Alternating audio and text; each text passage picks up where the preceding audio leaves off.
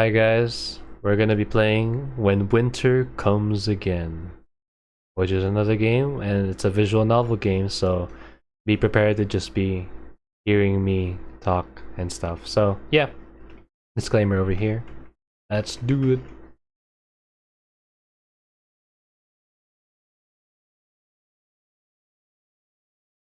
Amid the falling snow, her world remained colorless.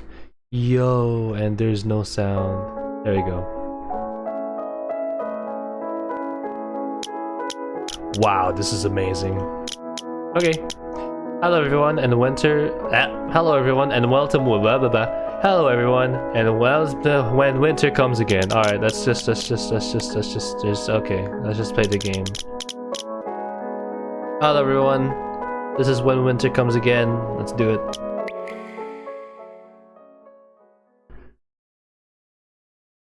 Bus が過ぎればどうやって切り抜けたのか、どうやって生き延びたのか思い出せなくなる。梨が本当に終わったのかどうかもわからない。しかし一つだけ確かなことがある。村市から抜け出した時、あなたは入ってきた時と同じ人間ではない。それがこのマーハシのすべてだ。Alright.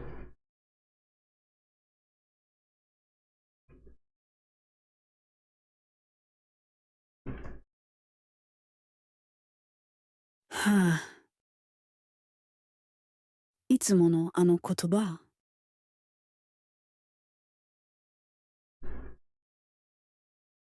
Interesting. I don't really have much to say about it.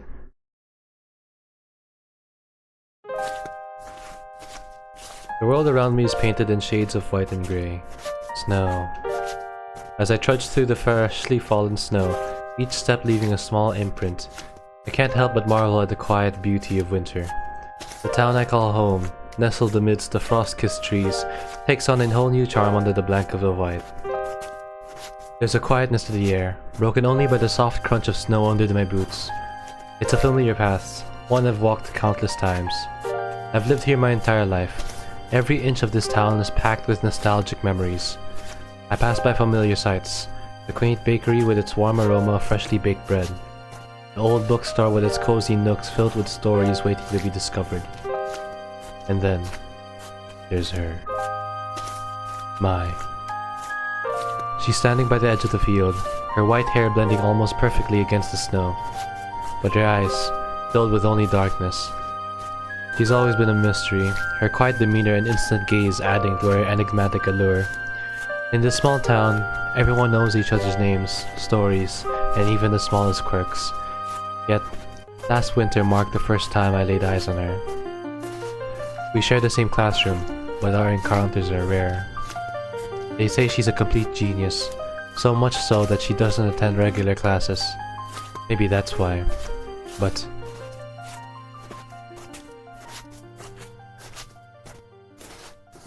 Nice. I heave a sigh. As I approach the school gates, I steal a glance in her direction. There she is, amidst the bustling crowd of students making their way into the school. For a moment, our eyes meet, and in that fleeting connection, Mai.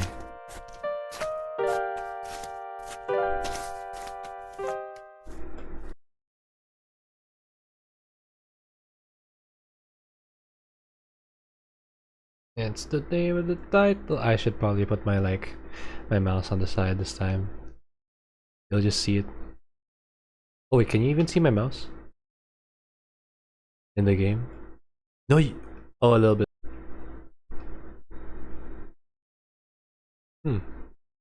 December 14.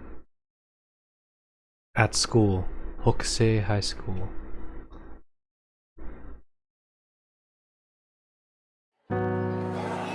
The classroom is filled with the muffled sound of pencils scratching against paper and the distant hum of this heater. I set my backpack on the floor beside my desk, glancing around the classroom. The usual chatter and laughter of my classmates filled the room, but I felt a bit out of place. I don't come to school often. It wasn't something I was very proud of, but school just never felt like the right place for me. The few times I did show up, It usually ended with me getting scolded by my teachers. I understood the concern, but the words never really sank in. I look back up at the front of the class. I'm supposed to be focused on the lesson, on whatever mathematical equation or historical event the teacher is discussing. But my mind keeps drifting back to her. My Fujisaki.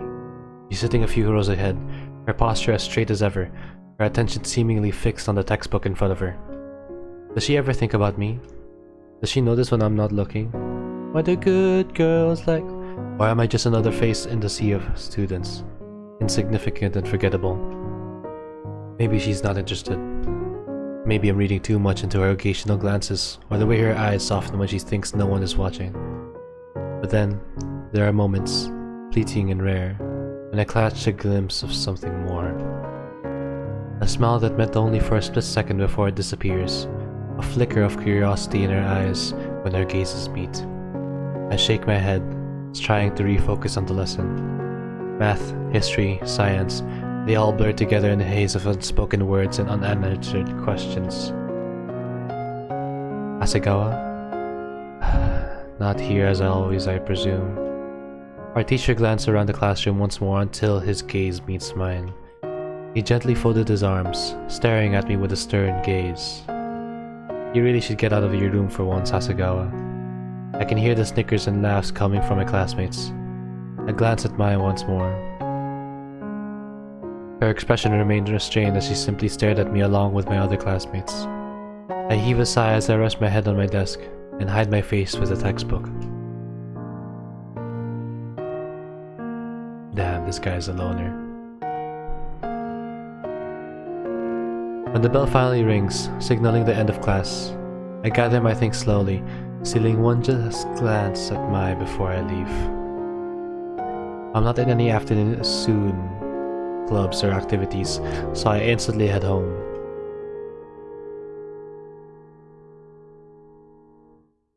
As I trudge through the familiar path home, the cold air bites at my cheeks, a stark reminder of winter's grip on our town. I like winter. Stopping by the convenience store, I grab some groceries for dinner. Now that my mother isn't here to make dinner, it's up to me to handle it. I live alone. My parents passed away a couple years back. Ever since my mother's passing, my father and I had been living on our own.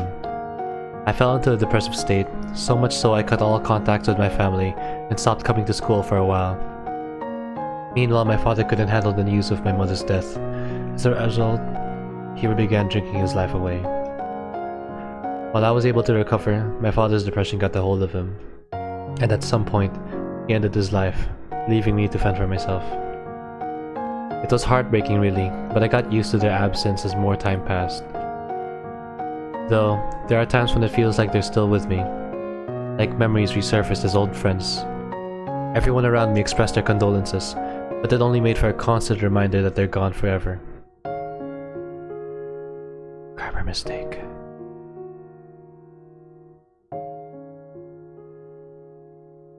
Huh? I turn the corner onto my street as something catches my eye, a flash of movement near the old abandoned building at the end of the road. Within another second, I almost collide with a small figure crouched by the roadside. It's Mai, her slender frame hunched over as she delicately feeds a stray cat. The sight catches me off guard, softening the edges of my thoughts. Hey, I call out, trying not to startle her. Mai looks up, her expression unreadable as always, but there's a hint of surprise in her eyes. She doesn't respond back and continues to feed the stray cat. I join her by the cat, watching as it nuzzles against her hand, purring contentedly. There's a gentleness in Mai's actions, a side of her I've never seen in the classroom. She's always been so mysterious, never showing any kind of emotion no matter the situation. But I've always found that enchanting. Most people might be turned off by this, but I don't mind. You like cats? She nods, a faint smile playing at the corners of her lips. They're fascinating creatures. She replied in a soft but cold voice, though some admiration can be heard as well. So beautiful and small. I watch as the cat snuggles against her hand as it licks its paws. Do you live around here? Mai shrugs, her gaze returning to the cat as it purrs contentedly. I like to wander sometimes, explore different parts of town. There are many places I haven't went to yet and would like to venture out. Most of my time is either spent studying or going to the library to find more books to read. But I don't get that opportunity a lot. Venture out? That's great and all, but won't your parents get worried? Maya remains quiet for a moment before slightly opening her lips to speak around. I'm fine. I don't need your concern. We sit in companionable silence, the only sound the occasional purr of the cat as it eats. It's a simple moment, yet it feels like a bridge between us, a connection forged in a snowy sneak with a stray cat as a witness. As the cat finds its meals and scampers off, Mai stands up, brushing snow off her knees. Speaking of which, I should head home. Wait! As Mai prepares to leave, the word escaping my lips before I can second-guess myself. Mai turns back, a quizzical look in her eyes. Do you come here often? To feed the cats, I mean. I say, desperately trying to make her stay for a few more minutes. She pauses, considering her response. Sometimes, cats seem to find me wherever I go. Like, a magnet? No, not exactly, but something more. I raise a brow at her response. Something more? She chuckled as her lips curve into a small smile, a rare sight that sends my heart fluttering. There's a lot you don't know about me, Hasegawa-san. Before I can think of what to say next, Mai bids me goodbye and continues on her way. Left standing alone on the snowy path, I watch her retreating figure, the image of her feeding the stray cat etched in my mind. Hi. Heaving a sigh, I look down at the ground below me. I stand there for a while, lost in thought, before I finally tear my gaze away and walk home.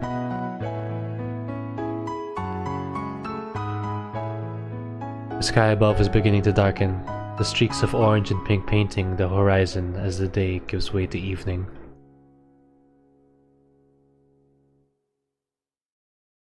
As I reach the familiar streets of our town, I pass by the cozy houses with smoke spiraling from chimneys, a comforting sight against the winter evening.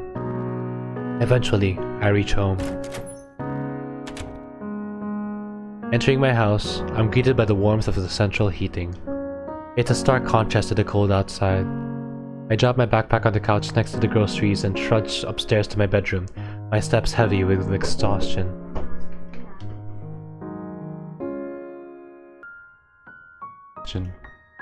The thought of dinner does sound nice, but I'm too drained to even consider starting to cook. Honestly, I'm too drained to muster up the energy for anything.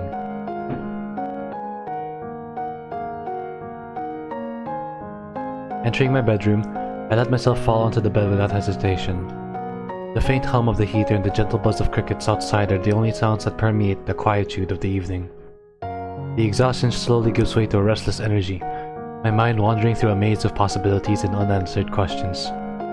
As I lie on my bed, staring up at the ceiling, my mind drifts back to Mai and our encounter.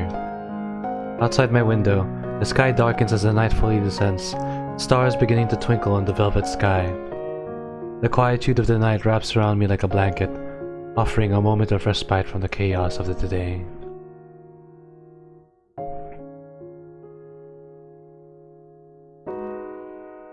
I close my eyes, letting the weariness wash over me, and instantly falling asleep.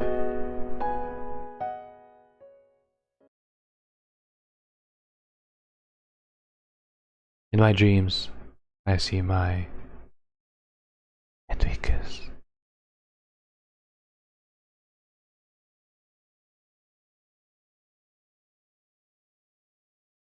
Tonight, as I lay beneath a blanket of stars, I feel a sense of peace wash over me. The night sky is stretched endlessly above, a canvas painted with shimmering constellations, and the soft glow of the moon. And I did not read the last one. December 22. Days later.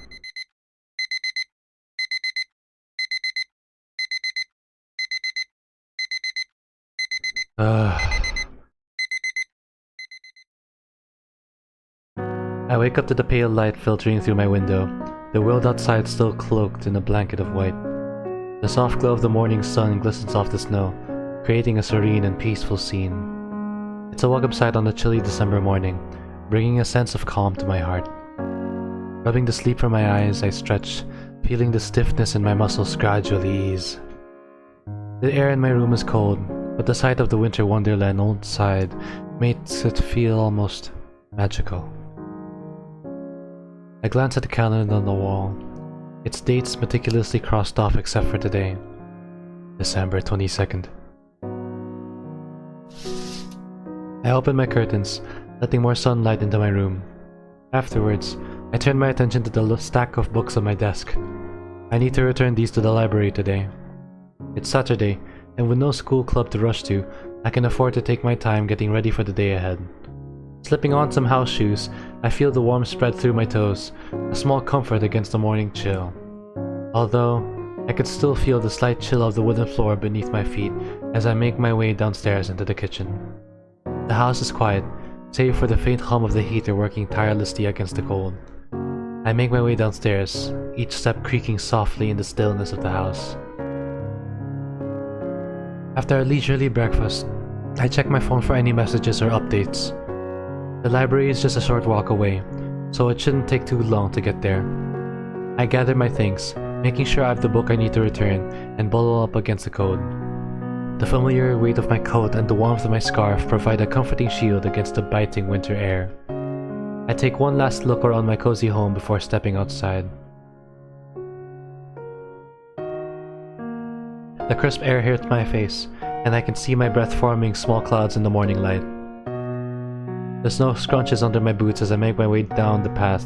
The town is still quiet and peaceful in the early hours of the day. The town is peaceful, almost magical, in the early morning light. The fresh snow sparkles under the sun's gentle rays, casting a serene glow over everything. Not a lot of people are out today, presumably because of the chilly weather, with just everyone preferring the warmth of their homes. Or perhaps it's because it's the weekend, giving them a chance to laze around and enjoy a slow start to their day.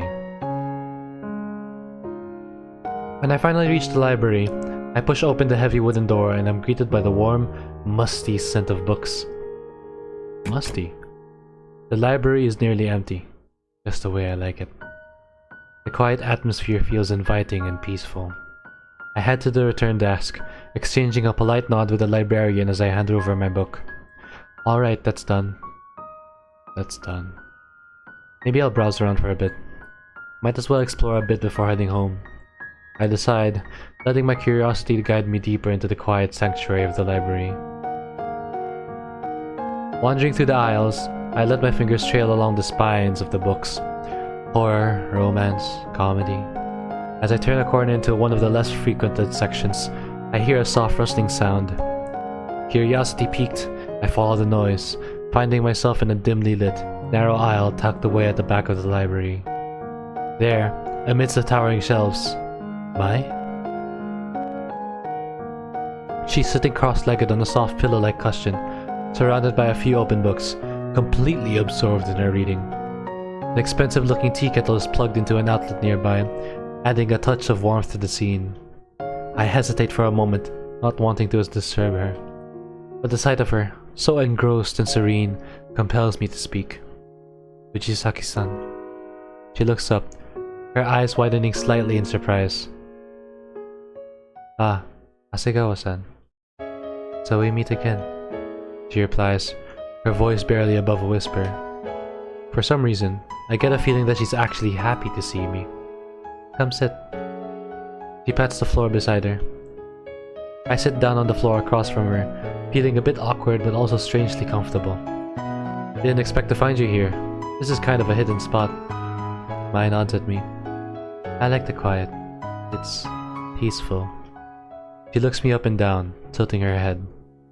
What are you doing here? I came here to return a book. Book? Her eyes suddenly light up in excitement. You read books, Hasegawa-san?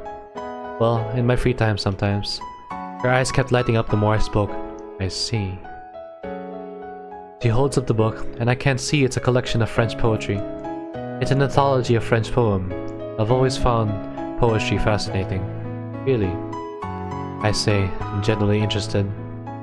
I've never read such poetry, especially not in French. She smiles faintly. It's beautiful, even if you don't understand every word. I nod, taking a seat across from her. Do you have a favorite poem in there? Maya flips through the pages, stopping at one and showing it to me. This one. It's by Paul Verlaine. The way he writes about the melancholy of winter, it's hauntingly beautiful.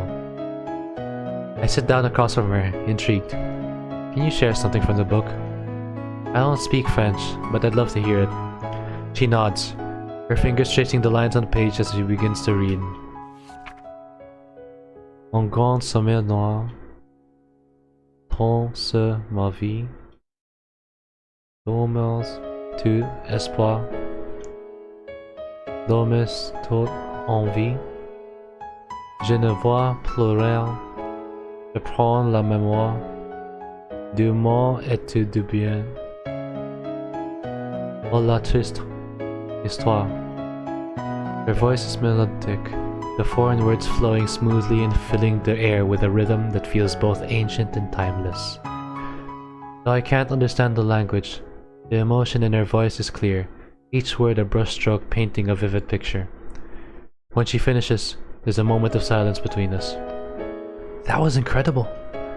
She smiles again, a bit more openly this time. You're welcome. It might just be me, but I can't help but notice her cheeks turning a slight tint of red. Maya picks out the strands of her hair and began to play with it nervously. Asekawa-san. You said you read books, yes? Yeah, why? Well, Maya tilts her head slightly down, still looking forward. There's more I'd like to share, actually. Oh, really? Well then, go ahead. I'm all ears.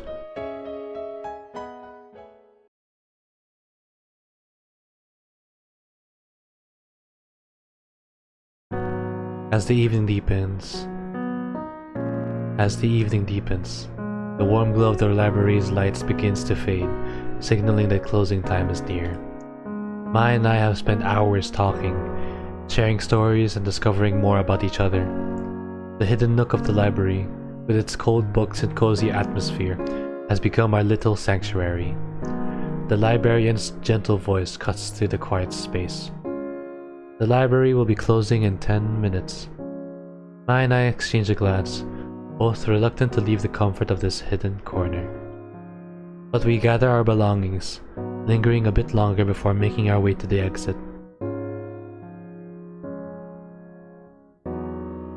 Outside, the cold evening air hits us, sharp and refreshing after the warmth of the library. The town is bathed in the soft glow of streetlights, their light reflecting off the snow-covered ground, casting long, serene shadows.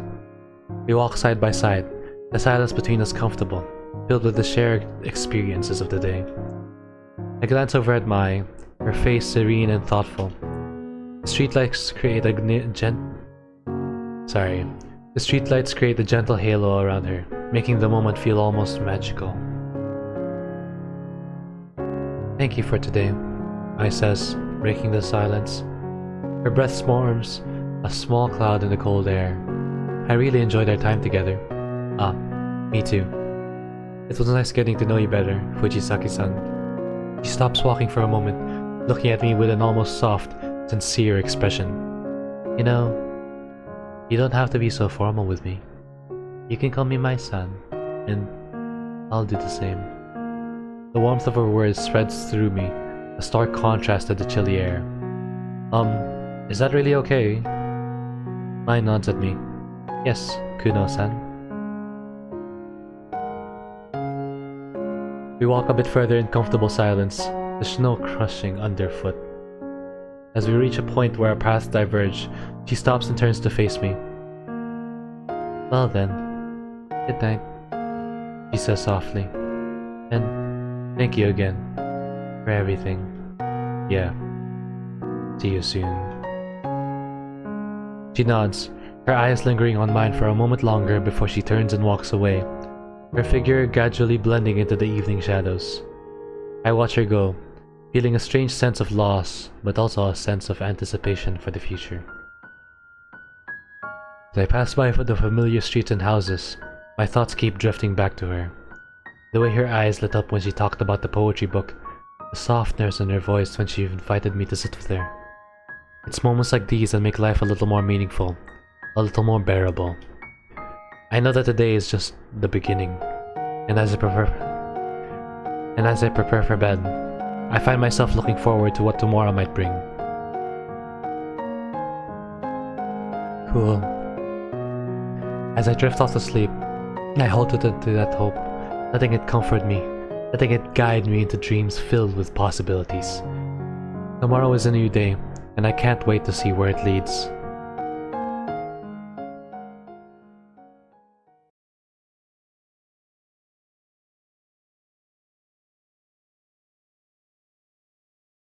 It's Christmas time.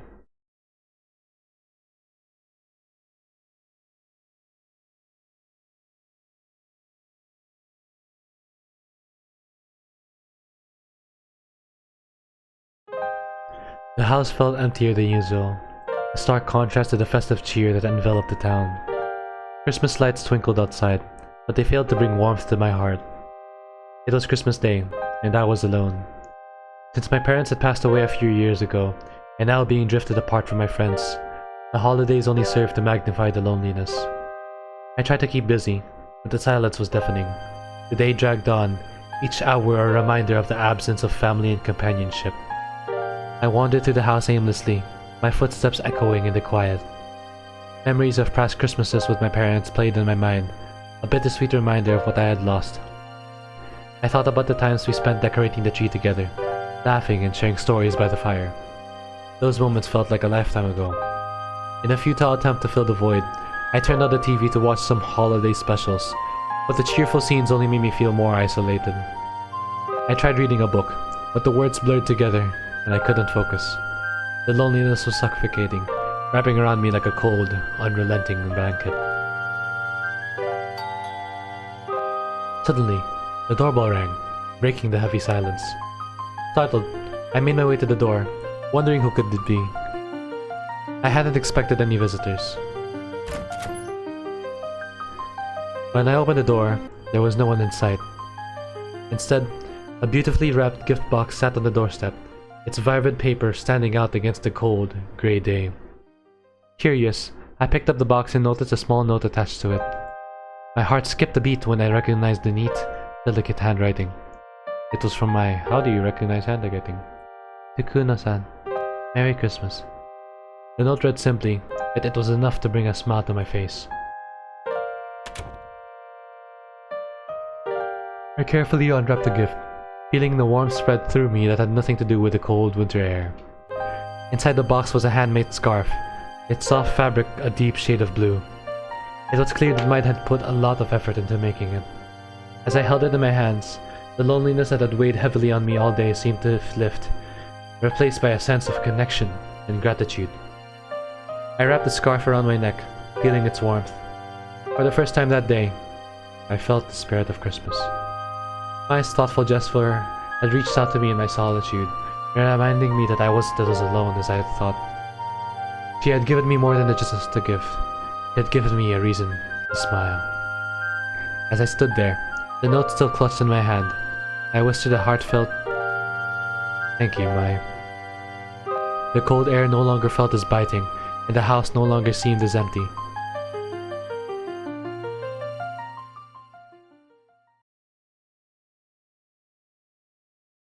Act 2.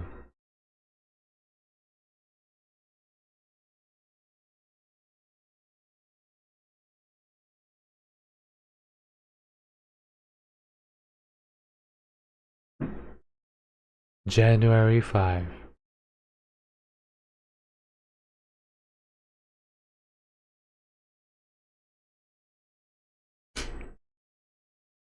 Hokuseiasco. After school.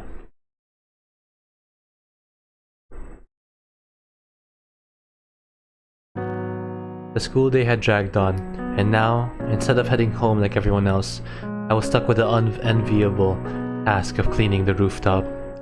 The teachers had decided it was my turn, and there was no arguing my way out of it.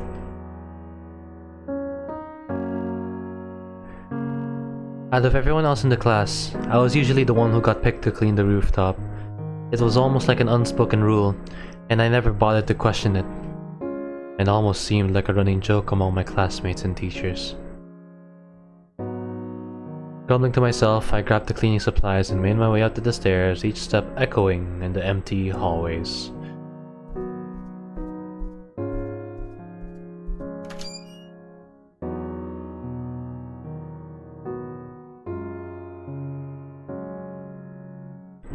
When I pushed open the door to the rooftop, the crisp winter air hit me, refreshing yet cold.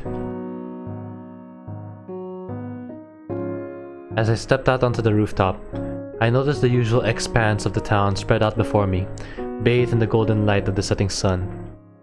It was moments like these that almost made the chore worthwhile. Almost.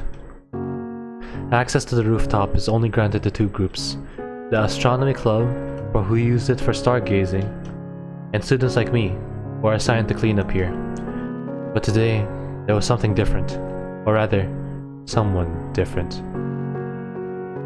As I stepped out, I noticed a familiar figure standing by the railing, looking out over the town. Mai turned around slowly, her expression softening when she saw me. "Kuna-san," she greeted, her voice carrying a hint of warmth. "What are you doing up here?" "I got stuck with rooftop cleaning duty." I held up the broom as evidence. She smiled slightly. "I see. Well, you're in good company then." I approached her, curiosity getting the better of me. "What about you? What are you doing up here?" She looked back out at the town, her eyes reflecting the fading light. "I like coming here after school sometimes. It's peaceful, and it gives me a chance to think." I nodded, understanding the appeal. "Yeah, it's pretty nice up here." We stood in comfortable silence for a moment, the quiet only broken by the occasional gust of wind. I started sweeping the floor, glancing at her every now and then. She seemed lost in thought, her gaze distant. "Do you ever feel like the world is just too loud sometimes?" I asked, trying to make conversation. Mai nodded. "Yes, up here, it's different. It's like the noise of the world fades away, and you can finally hear yourself think." I paused, leaning on the broom. "I know what you mean. Down there, everything is so chaotic, but up here, it's almost like time slows down." She looked at me, her expression thoughtful. "Do you have any places like this, Kuno-san?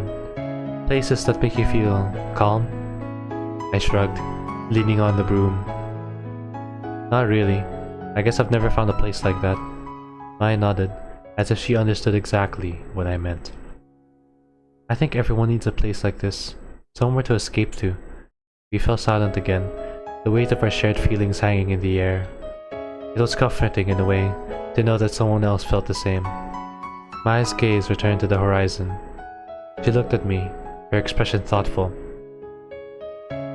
"You know, I sometimes think about destiny." "Destiny?"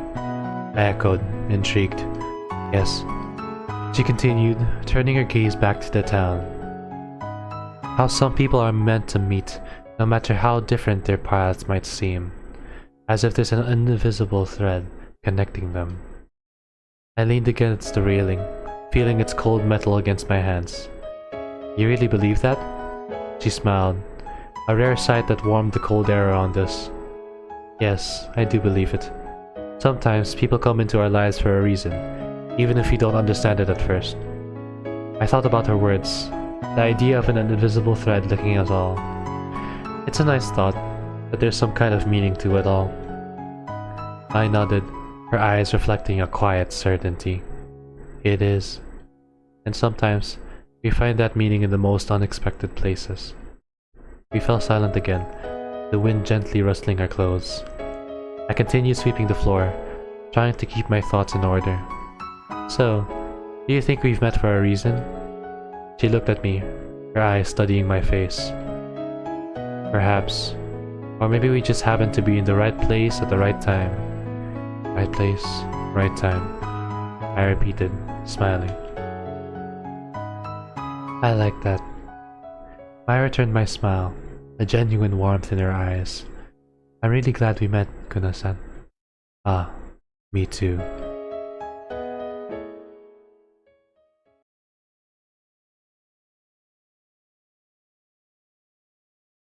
Time passes.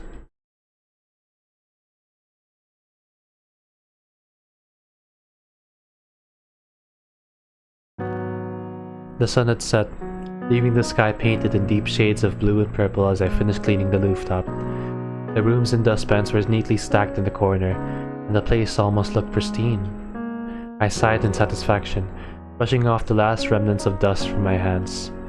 Mai had left a while ago, her presence lingering in my thoughts even after she was gone. I was even able to trade email addresses with her. Our conversation played over and over in my mind, each word and glance holding more weight than I initially realized. I felt a strange mix of contentment and longing, a desire to understand her better, to be part of her world.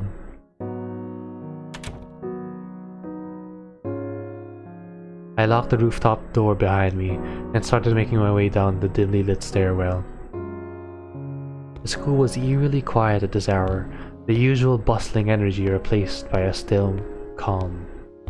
The footsteps echoed softly against the walls, creating a rhythm that matched the steady beating of my heart.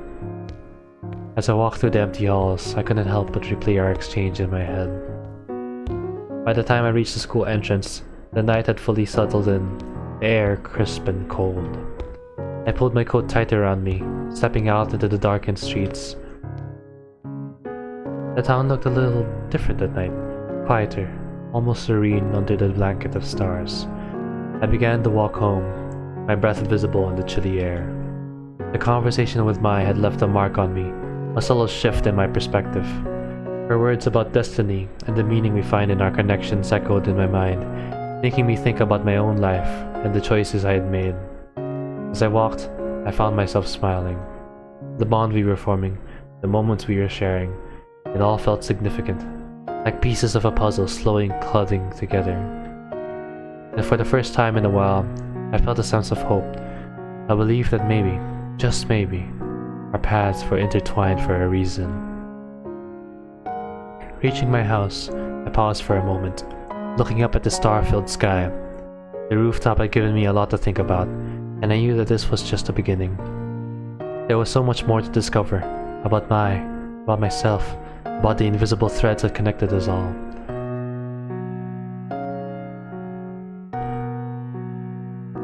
As I stepped inside, the warmth of the house enveloped me, chasing away the cold. I set my things down and took a deep breath, feeling a newfound sense of determination.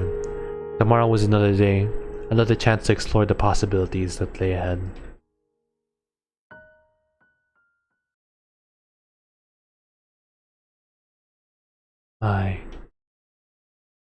Maybe we were destined to be together?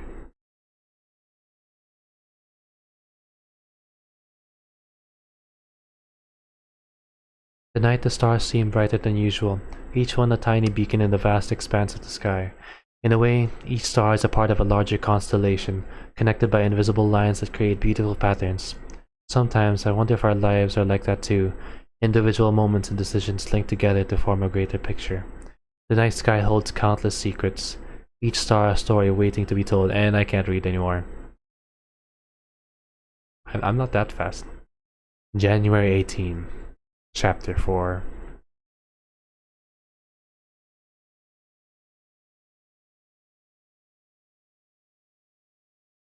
I really hope the story isn't more than like 2 hours long. The weekend. The first light of dawn filtered through my window, casting a soft glow over my room. It was the weekend, a rare respite from the daily grind of school. I stretched lazily, feeling the comfort of my warm bed and the quiet promise of a day without obligations. The cold outside seemed less daunting when I had the freedom to move at my own pace. I checked my phone for any messages or calls from Mai. None appear on my phone. She's probably just busy right now. Still, a small wave of sadness washes over me.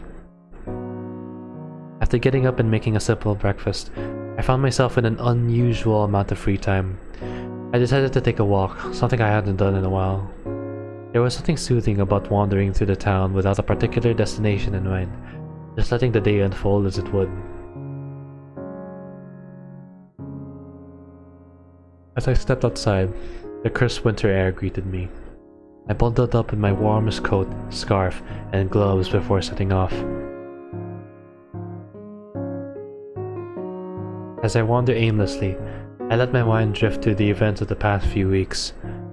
My encounters with Mai have been unexpectedly wonderful, each one leaving a lasting impression. I smiled to myself, feeling a warmth that has nothing to do with the layers of clothing I'm wearing.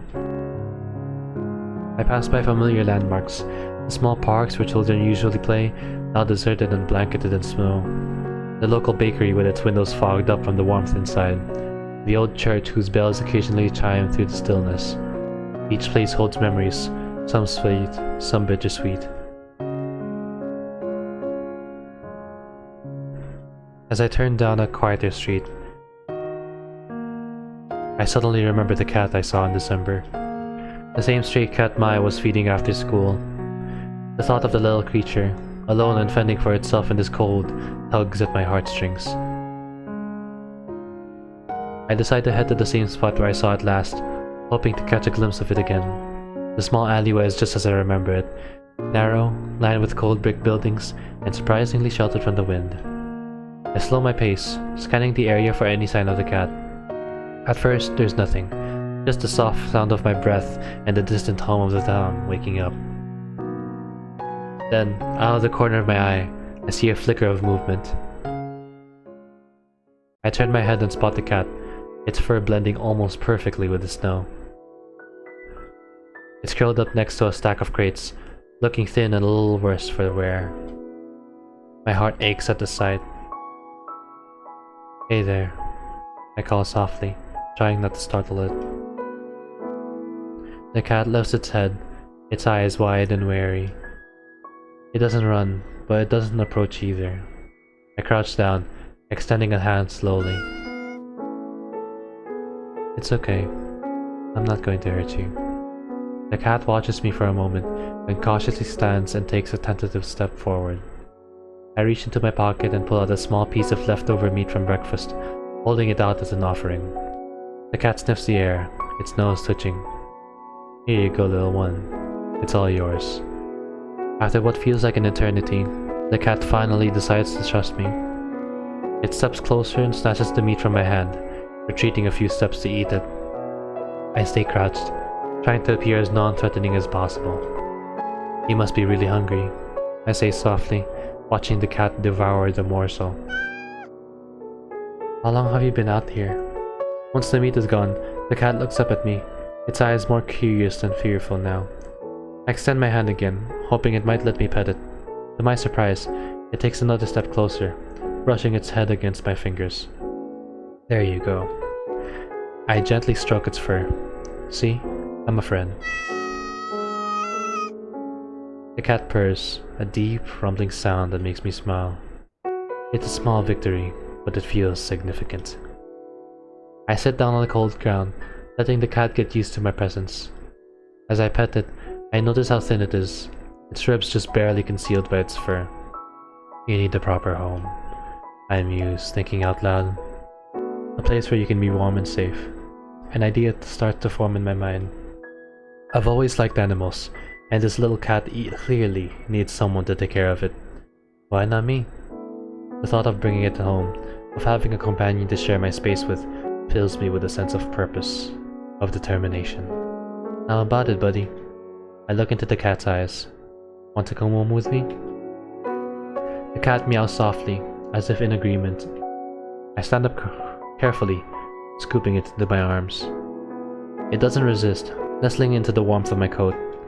I feel a surge of protectiveness, determined to give this creature a better life. As I walk back home, the cat snuggled against my chest. I make a mental list of what I'll need to get. Food, a litter box, some toys.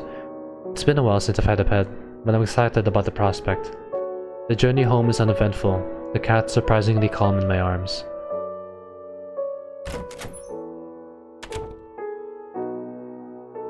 Once inside, I gently set it down on the floor. It immediately starts exploring, its curiosity overcoming any lingering wariness. I watch it sniff around, feeling a sense of satisfaction. Welcome home. This is your home now. The cat looks up at me, its eyes bright with curiosity. It meows again, the sound echoing in the quiet house. I reach down to pet it, my heart swelling with affection. Let's get you settled in. I headed to the kitchen to find something for it to eat.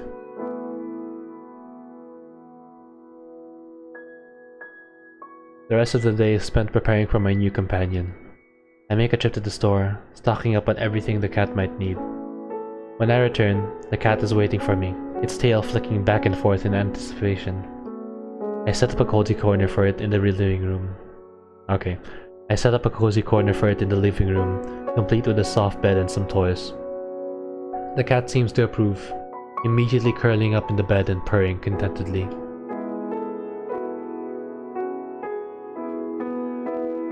As the day turns into evening, I sit on the couch, watching the cat nap.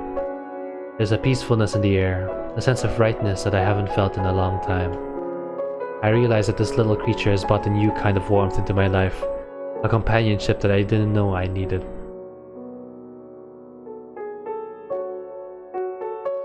As night falls, I prepare for bed, feeling a sense of fulfillment.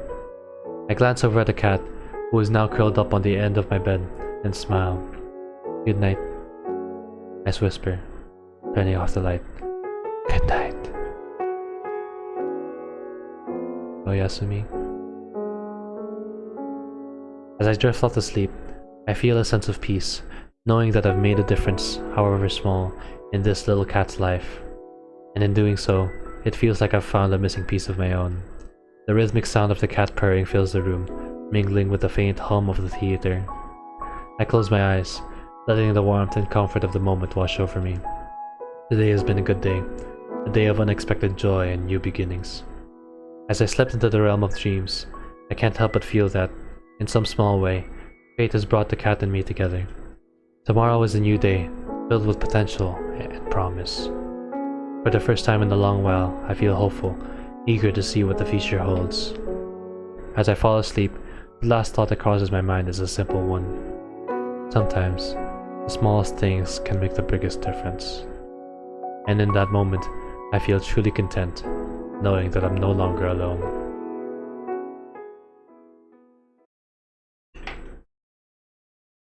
Cats seem to find me everywhere I go.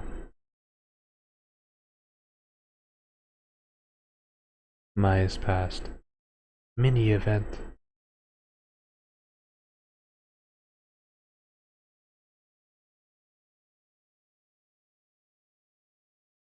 Growing up, I always found it difficult to connect with others. It wasn't that I didn't want friends. It just seemed like there was an invisible barrier between me and everyone else. At school, I would sit in the back of the classroom, my nose buried in a book, while the other children laughed and played. They seemed so vibrant, so full of life, while I felt like a shadow, a ghost moving through their world. When I was younger, I would watch from the window as the neighborhood kids played outside. They formed groups, built forts, and shared secrets, while I sat alone in my room. I would try to join them sometimes, but my attempts always felt awkward and out of place. They would smile politely, but I could see the confusion in their eyes, the unspoken question of why I was there. My parents, they never helped. As a child, I would wait by the door in the evenings, hoping they would return early. Hoping perhaps foolishly that they would ask about my day, or even just acknowledge my presence. But those hopes were seldom fulfilled. Their fatigue from work, or the endless list of things more pressing than me, always took precedence. Birthdays, holidays, they were all the same. Quiet. Empty. There were no big celebrations, no shared laughter, just silence. I stopped asking for their attention after a while, stopped hoping they'd change. I learned to live with that silence, to sit with it, to to grow accustomed to the void left by parents who never truly saw me. And somewhere along the way, I stopped believing that they ever would.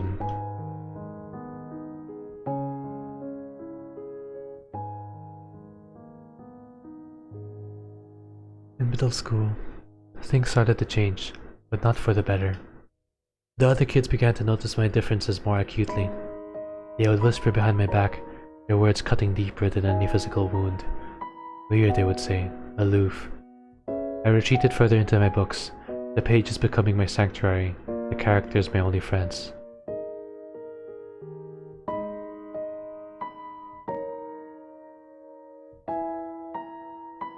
High school was a bit of a fresh start.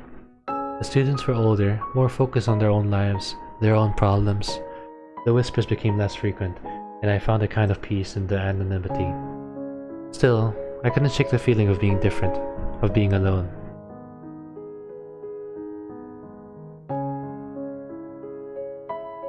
Meeting Kuno-san had been unexpected. He had a way of breaking through the barriers I had built around myself, of bringing color to my world of grey. At first, he was just another student, another face in the crowd. But as we started talking, I realized there was something different about him. He didn't look at me with confusion or judgment. He looked at me as if he truly saw me, as if he understood. The memories of my past still lingered, but they felt less heavy now, less burdensome.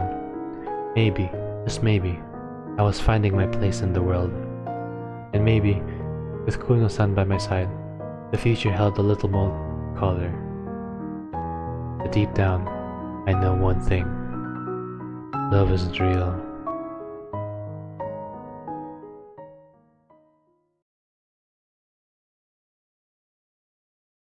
Color?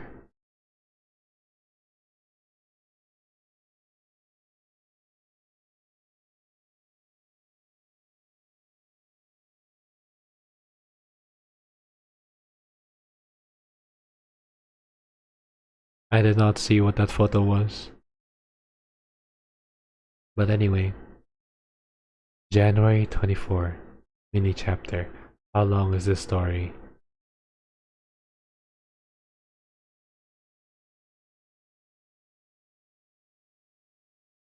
There's no way this is still the exposition. The clock ticks steadily, its rhythmic sound echoing in the quiet room. I'm lying in bed, staring at the ceiling, lost in thought. The events of the past few weeks play over and over in my mind, each memory a precious gem I cherish. My heart feels full, almost too full, as if it can't contain all the emotions swirling within me. It's January 24th, and winter's chill still clings to the world outside. The days are short, the nights long and cold, but despite the icy temperatures, a warmth has been growing inside me, fueled by my encounters with Mai. Her presence has become a beacon of light in my life, guiding me through the darkness and filling me with a sense of purpose and joy I haven't felt in years. I turn my head out to look at the clock on the wall. It's late, but sleep eludes me. Instead, my mind is consumed by the thoughts of Mai. Her gentle smile, the way her eyes light up when she talks about something she's passionate about, the softness of her voice when she speaks my name. Every moment we've shared feels like a precious gift, and I can't help but replay them in my mind, over and over again.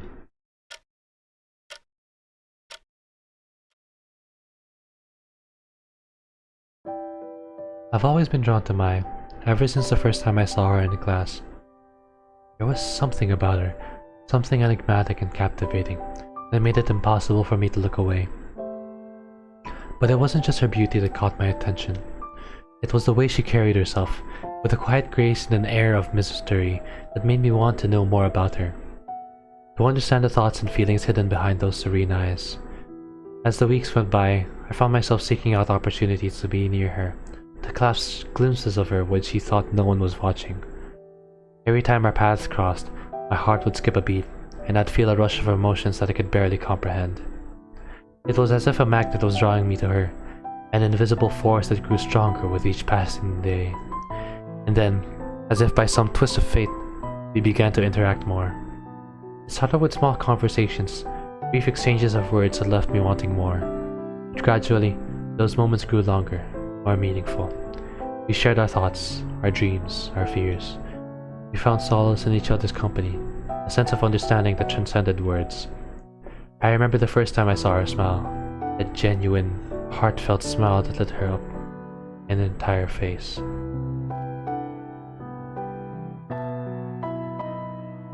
It was a cold day, much like today, and we were sitting together in the library, hidden away in that secret corner she loved so much. She was telling me about the book she had recently read, her eyes sparkling with excitement. And then, out of nowhere, she smiled. It was like the sun breaking through the clouds, a moment of pure, unadulterated joy that took my breath away.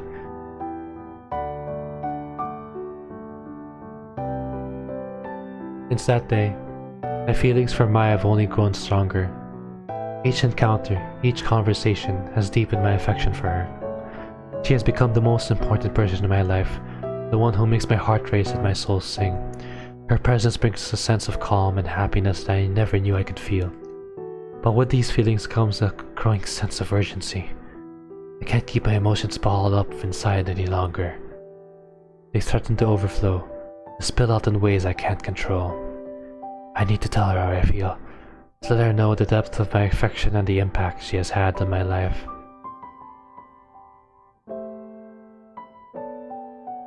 I decided that next week, I'm going to confess my love to Maya. The thought fills me with a mixture of excitement and anxiety. I've rehearsed the words in my mind countless times, imagining how the conversation might go. Will she be surprised? Will she feel the same way? Or will she gently let me down, telling me that she values our friendship but doesn't share my romantic feelings? The uncertainty is terrifying, but I know that I can't go on like this. Keeping my feelings a secret is becoming too painful, too overwhelming. I need to take the risk, to lay my heart bare and hope for the best. Even if she doesn't feel the same way, at least I'll have the satisfaction of knowing that I was honest with her, that I had the courage to speak the truth. I think about the way she makes me feel, how she brings out the best in me, how she makes me want to be a better person. With her, I feel I can do everything, be anything. She gives me strength and courage, a sense of purpose that I've been searching for my entire life. Her presence is like a balm to my soul, soothing and uplifting in ways I never thought possible. As I lie in the darkness, I think about all the moments we've shared. The way her eyes sparkled with excitement when she talked about her favorite books, the way she would tilt her head slightly when she was deep in thought. Each memory is a treasure, a reminder of why I care about her so much. I remember the time we spent together on the rooftop, talking about our dreams and fears. The way she looked at me, her eyes filled with a mixture of curiosity and depth. It was a moment of connection, a glimpse into our soul that left me feeling both vulnerable and elated. In that moment, I knew I wanted to be the one who made her smile, who brought joy and happiness into her life. And then there's the memory of the library, that secret corner where we would sit and talk for hours. The way she would get lost in her thoughts, her fingers gently tracing the edges of the pages as she spoke. It was in those moments that I felt closest to her, as if we were the only two people in the world. I can't help but wonder what the future holds for us. The uncertainty is daunting, but I know that I have to take the chance. I have to tell her how I feel, no matter the outcome. As I prepare for bed, my mind is filled with thoughts of Mai, her smile, her laughter, the way she makes me feel alive and whole. I know that today is just the beginning, a prelude to the moment when it finally break my heart. There's no way, it's just a prelude right now, bro.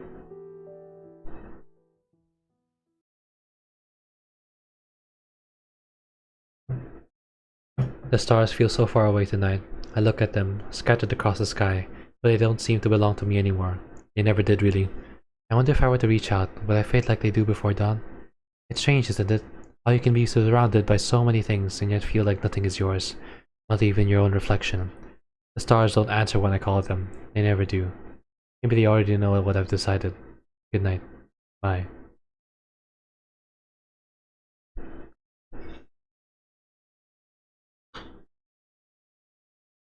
January 27.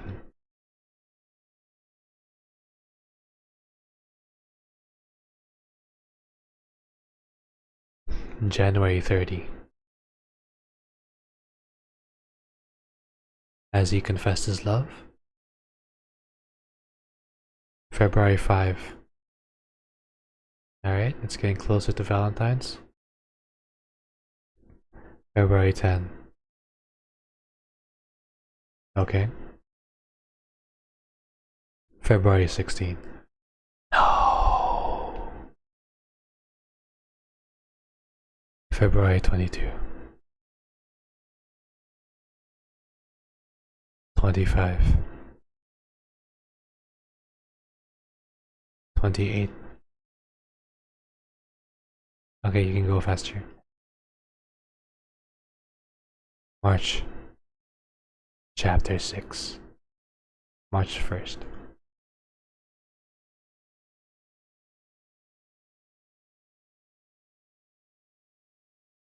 The days have felt long and empty, each one blending into the next. It's been 2 months since Maya had stopped coming to school.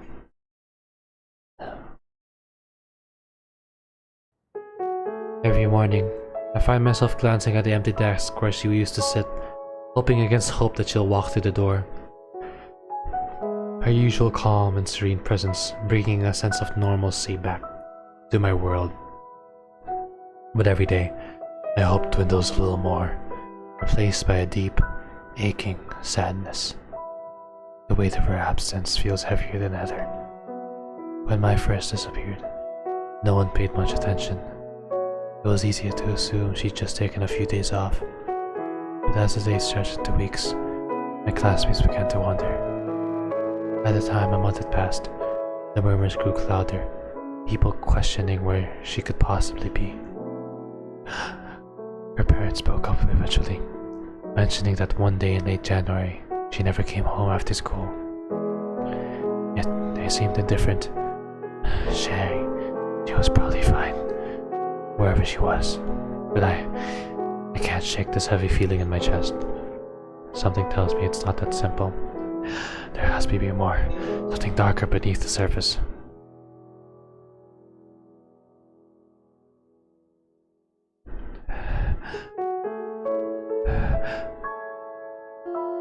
When the bell finally rings, signaling the end of class, I gather my things slowly. Before I left, I glanced at the empty desk where Maya once sat in, leaving a sigh. Mai. I make my way home, my steps slow and weary. The winter chill still lingers in the air, but the days are starting to grow longer. It's March, a promise of spring just around the corner.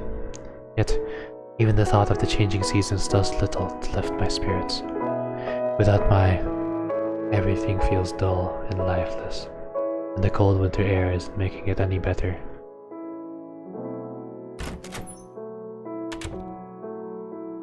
I push the door open to my house and step inside, greeted by the warm, familiar scent of home. The cat I adopted back in January comes bounding over, meowing and greeting. The cat has been a small comfort during these lonely weeks, its playful antics and affectionate nature bringing a semblance of joy to my days. Hey, I murmur, bending down to scratch behind its ears. How was your day? It purrs in response, but there's an urgency in its movements today, as if it's trying to tell me something. It darts toward the door, then looks back at me, its eyes wide and insistent. What is it? I asked, puzzled. Do you want to go outside? The cat meows again, this time more insistently. I feel a strange sense of anticipation building inside of me. It's as if it knows something I don't, as if it's trying to lead me somewhere. Alright. I grab my coat and slip it on. Let's go see what you found. I follow the cat out the door, and it leads me through the town with a surprising sense of purpose. We pass familiar streets and landmarks. The quiet houses and empty parks bathed in the soft fading light of the late afternoon. My heart begins to race, a mix of hope and fear swirling inside of me. Could the cat somehow know where Maya is?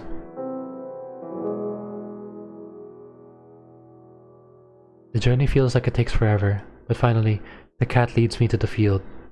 The same field from that fateful day in December when Maya and I first truly connected. The memories of that day flood back, bittersweet and poignant. However, a lone figure could be seen in the distance.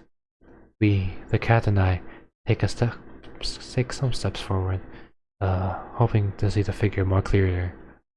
And there, standing in the middle of the field, was Mai.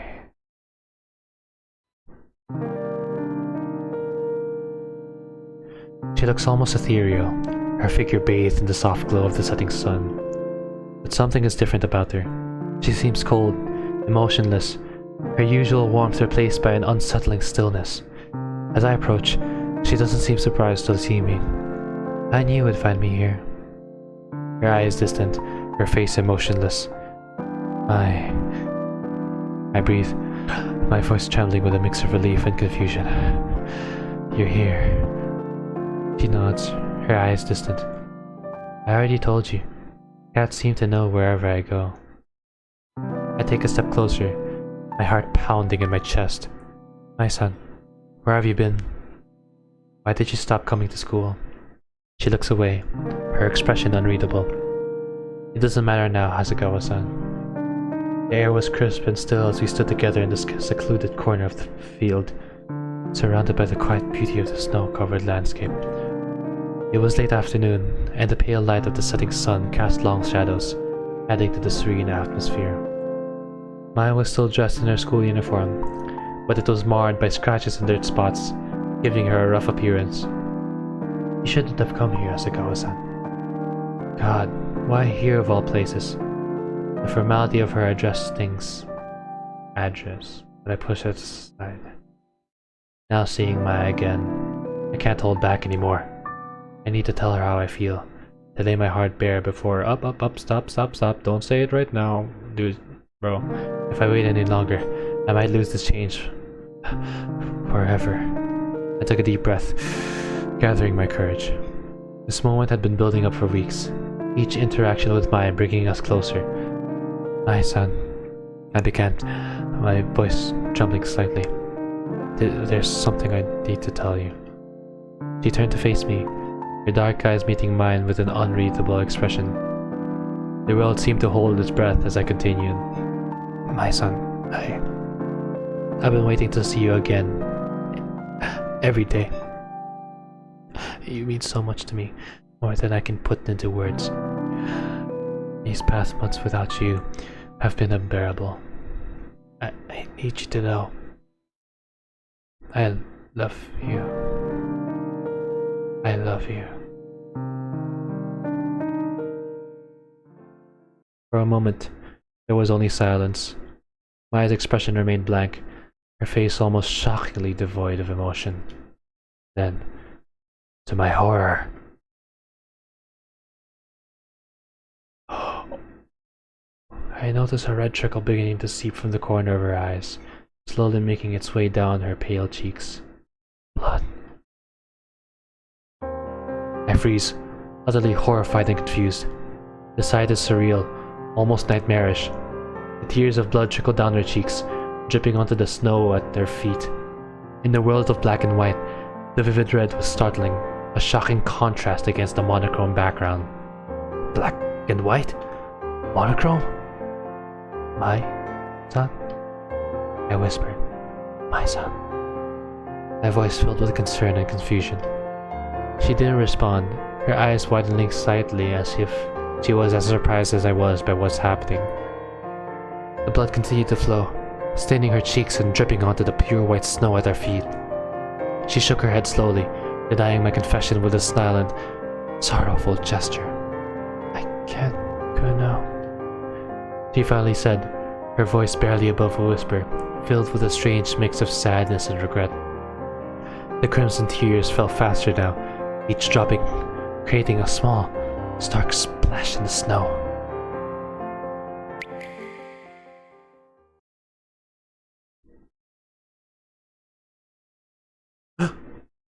As the blood touched the ground, the world around us began to change. The world around us began to change. Let's go, there's color now. Color starts to seep into the surroundings, spreading from the spots where her blood has touched the snow. The white landscape slowly transforms, hues of green, blue, and gold creeping into the grass, the trees, the sky. The snow, once a pristine white, started to shimmer with hues of blue and pink. The trees, previously bare and black, were suddenly adorned with brown bark. The sky above shifted from a dull grey to a pearly blue, dotted with soft, fluffy clouds. Colors I hadn't seen in so long emerged, painting the landscape in vivid, breathtaking detail. I looked around, utterly shocked, my mind struggling to comprehend the sudden burst of color. "Mai, what's happening?" I asked, my voice shaking, but she only shook her head again, her expression a mixture of pain and resignation. Her now brown hair fluttered in the cold wind, along with her signature red ribbon. Her soft hazel eyes avoided mine. "I can't," she repeated, stepping back as the colors continued to spread, transforming our world into something unrecognizable, yet beautiful.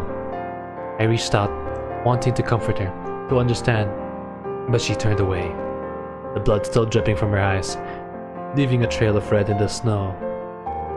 Colorful snow. The realization hit me like a tidal wave.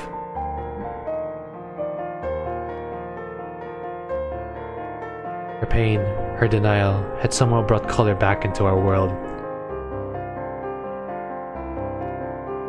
But at what cost? Her voice trembles, and I can see the anguish in her eyes. "I've been alone for so long, Kuno," she says, her gaze fixed on the vibrant landscape.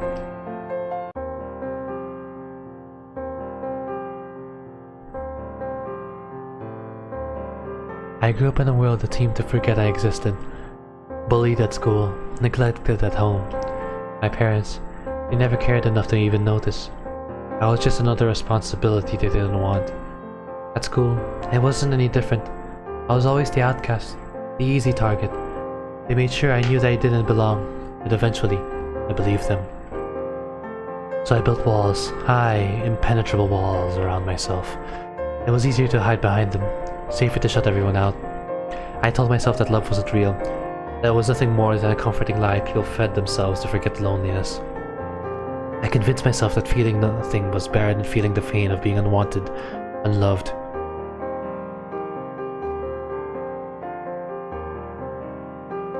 And so, I let the coldness in.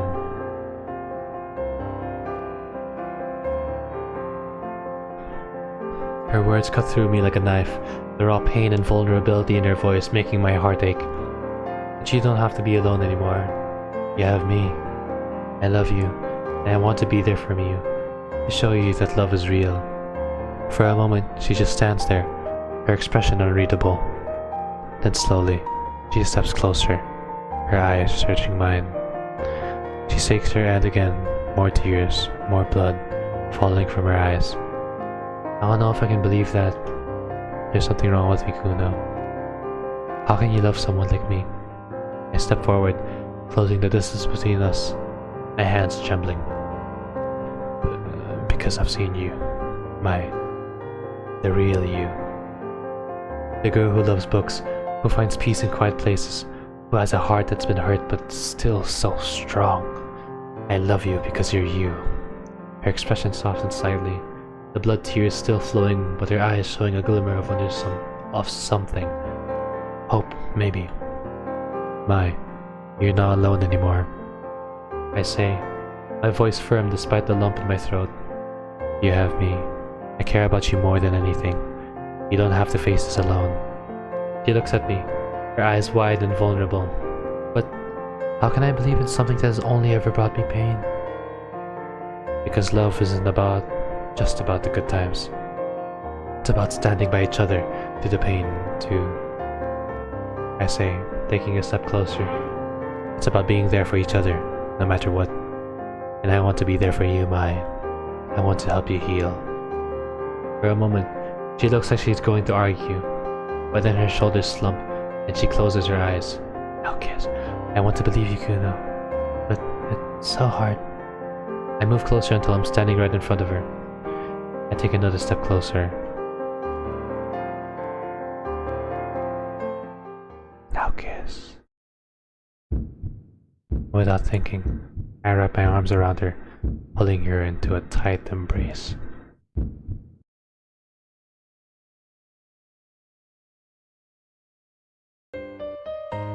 For a moment she stiffens, but then she relaxes into my arms, her head resting against my chest.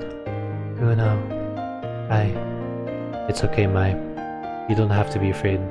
I'm here. I'm not going anywhere. It's okay to be scared. I whisper, my voice filled with emotion. You don't have to face it alone. I'm here, Mai. I'll always be here. She takes a shuddering breath, her eyes slowly coming up to wrap around me in return. Kuno.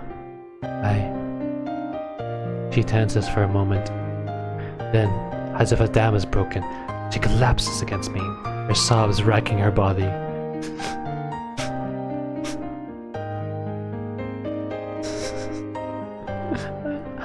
I love you too, Kuno. I've always loved you. I can't help it. What's wrong with me? It's okay. We're going to be okay.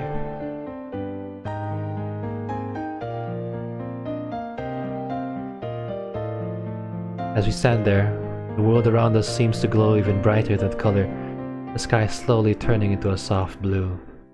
A testament to the power of our emotions. The snow, once white and lifeless, now sparkles with hues of blue and pink, reflecting the beauty of our newfound bond.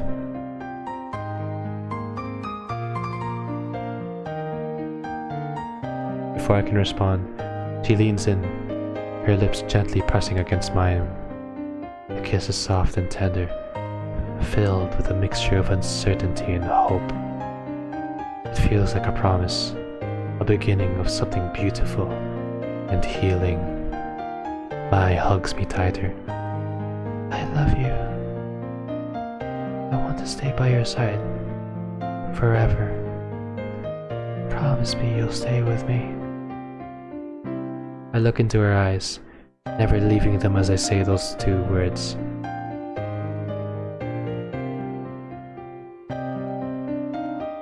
I promise. Wait, let me do that again. I promise. I was always afraid and lonely. My life felt like an endless... Wait, this is a song.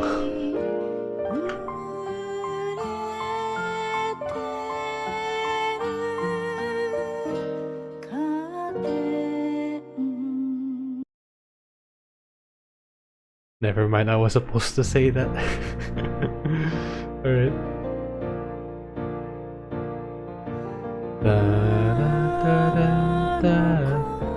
Let's go! The game's done! Well, it wasn't really a game, more like just a story, because it's a visual novel. But there were like literally like 0 choices. It's just a movie.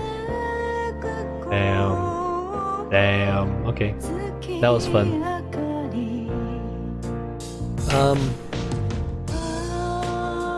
In some cases, like, I like the story overall, but it's very simple in a way, so I don't know, it's just me though. But in stories like this where like there's a dude and then there's a girl and then they meet each other in a very bleak world, and then once they meet and then they talk to each other, and after that they just do stuff together, and then they just like, you know, just chill and then make the world a better place from it.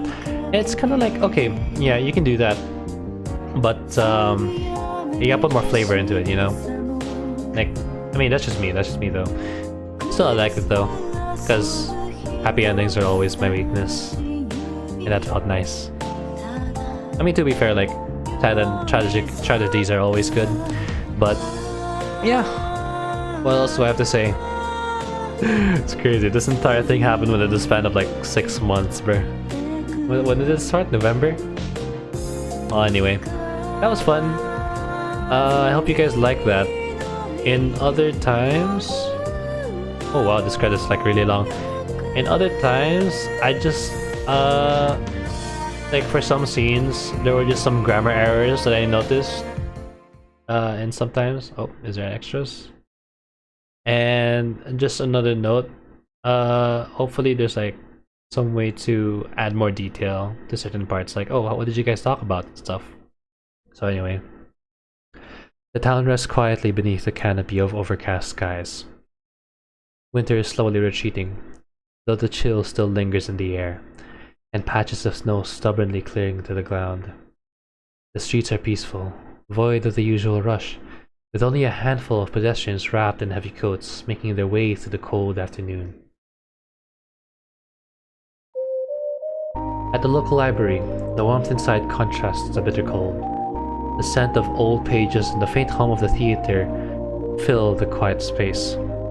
Sunlight filters through the large windows, casting long shadows across the rows of books. At the counter, the aging librarian adjusts her reading glasses, squinting slightly as she goes through the stack of returned books. She hums softly under her breath, her fingers pausing briefly over a book she's seen returned time and time again, its spine worn, pages dog-eared from repeated reviews. A faint smile touches her lips as she lifts it and runs her fingers along the cover. This one again, eh? She murmurs, as if speaking to the book itself. You've seen your fair share of readers, haven't you? I suppose stories like yours never get old. She glances around the nearly empty library, her voice soft in the stillness. Someone will pick you up again soon enough. She adds with a knowing chuckle, carefully placing the book back on the shelf. The librarian finishes shelving the last of the returned books. She stands up slowly, the creak of her chair breaking the silence. With a contented sigh, she gazes out the window at the snow-covered world beyond, her thoughts wandering. Time passes so quickly. I wonder if anyone truly notices how much things change, or stay the same. She brushes a lock of grey hair behind her ear and reaches beneath the counter, pulling out a small leather-bound journal. It's old, the edge is frayed, and she smiles as if she flips it open, her fingers tracing the familiar handwriting inside. My Fujisaki's diary. It had been left behind at the library some time ago. No one ever came to claim it, and now it sat with the librarian who had kept it safe all this time. She turned to the final entry, the one that stood out from the rest. The ink is faint, as if written in haste, but the words carry a weight that transcends the pages. I was always afraid and lonely. My life felt like an endless winter, cold and unforgiving. Each day I struggled to find meaning, to hold on to hope. I built walls around my heart, believing it was the only way to protect myself from more pain. But then, Kuna came into my life. He saw through the walls I had built and reached out to me with kindness and understanding. Kuna brought joy into my life. With him, I found a reason to hope again. We found each other in the midst of our struggles, and together, we brought color back into our world. And for the first time in a long time, I feel truly alive. I love you, Kuno.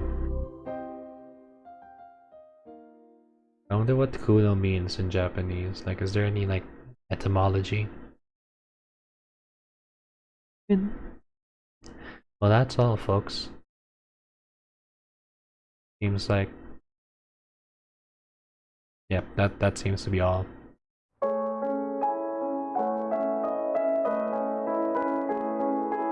When winter comes again.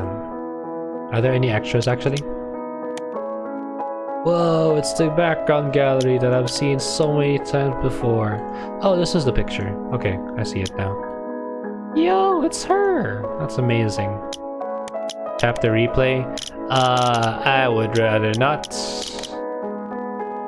This is an hour and 25 minutes of footage right now. Well, hope you guys liked that. I mean, I'll put in the description box that this thing is pretty much just a story and not really a game. So like, yeah, if you guys like that book reading, leave a like and subscribe and comment your favorite parts of the story and stuff. Yep. Okay, bye. See ya. Bye.